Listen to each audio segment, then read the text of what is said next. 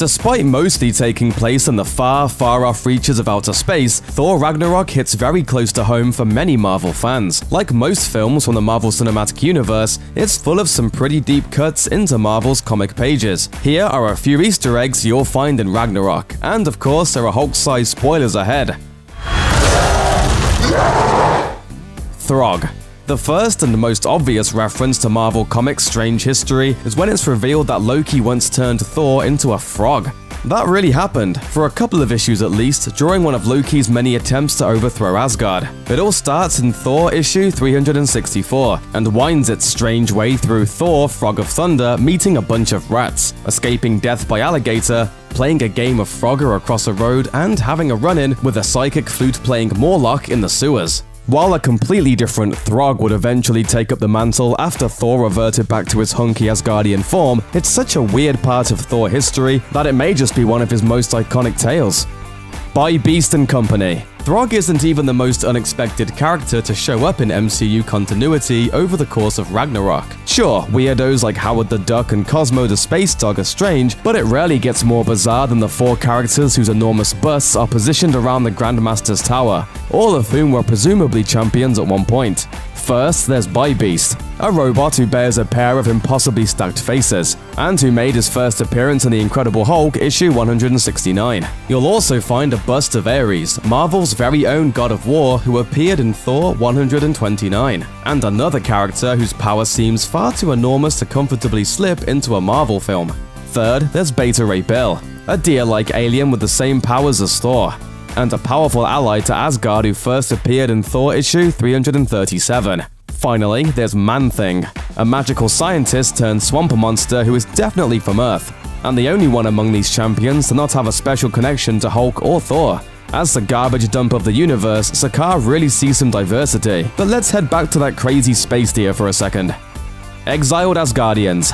By the end of Ragnarok, we have a bunch of homeless Asgardians floating around in a spaceship, which is a scene that might seem a little familiar to true Thor fans. Way back in Thor issue 337, a Corbinite alien named Beta Ray Bill is in a similar situation when Thor finds him floating around on a spaceship called Scuttlebutt, which itself bears some resemblance to the Asgardians' escape vehicle in Ragnarok. He too is a champion of his people, and in search of a new home after Surtur destroyed their planet. If Bill's giant bust on Sakaar's display of deceased champions is any indication, his story didn't end nearly as positively as it did in the comics. Contest of Champions. Once on Sakaar and enslaved by the Grandmaster, Thor gets the rundown on the whole gladiatorial arena thing, courtesy of a Willy Wonka-style trip through a horror tunnel, and an explanation from the Grandmaster himself, who refers to his staged fights as a Contest of Champions. Not coincidentally, Contest of Champions is the exact title of a 1982 Marvel miniseries starring the Grandmaster, who challenges death to a duel, using Marvel's best and brightest as their champions. Their heroes included Iron Man, She-Hulk, and Arabian Night. They weren't all winners. Scrapper 142.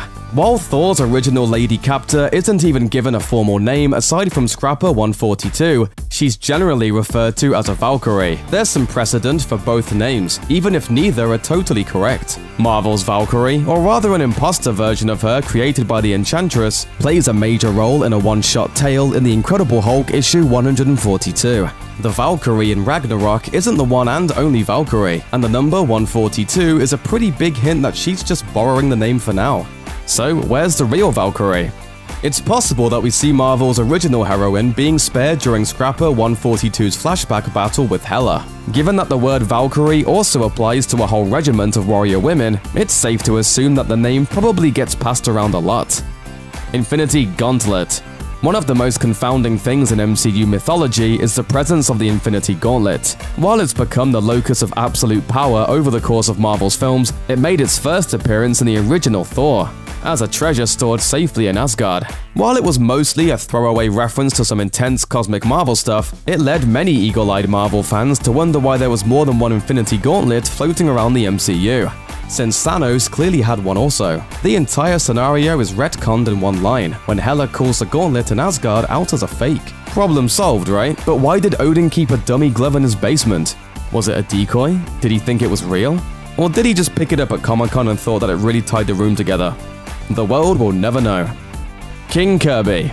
Old-school comic geeks could tell from Ragnarok's early trailers that the film will be drawing very heavily from the art style of Jack Kirby, one of Marvel's original architects and the original artist of Thor. A vast majority of the costume designs seen on Sakaar were based on Kirby's drawings of celestials and other strange alien gods. But one thing was pulled directly from Kirby's comic pages: the enormous drawings on the walls of the Grandmaster's viewing chambers. The guy's got amazing taste.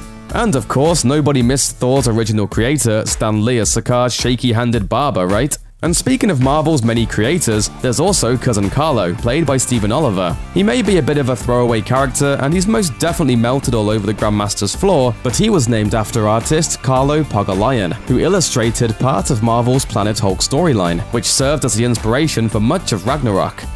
Fake Thor. In what might be one of the most unexpected cameos in all of the MCU, we're treated to Matt Damon and Sam Neill.